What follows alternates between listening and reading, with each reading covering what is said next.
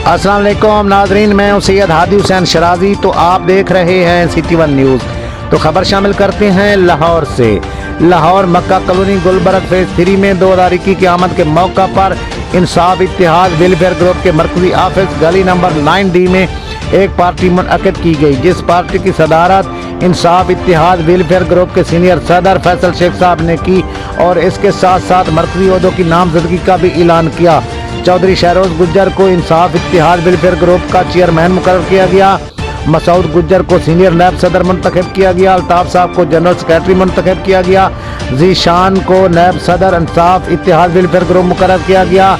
इस पार्टी के मौका पर मेहमान खसूसी जनाब उस्मान अकरम जनरल सेक्रेटरी लाहौर तारीख इंसाफ और मियाँ अजहर अब्बास कोऑर्डिनेटर शफकत महमूद वफाकी वजीर तालीम भी मौजूद थे। और इसके साथ साथ मेहमान खसूसी तारिक गुज्जर साहब, कोऑर्डिनेटर शफकत महमूद वफाकी वजीर तालीम जनाब हसनैन शाह साहब, डॉक्टर इकबाल कसूरी साहब, डॉक्टर जुल्फ़कार साहब, मुनव्वर साहब, टाइगर फोर्स से फरहान साहब, वसीम शाह, फहद भाई, शौबाज बुखारी और सोनू शाह और इसके अलावा गुलबर्ग की आला शख्सियात ने भी इस पार्टी में शिरकत की। पार्टी के इख्तिताम पर मुल्क व कौम के लिए खसूसी दुआएं की गई।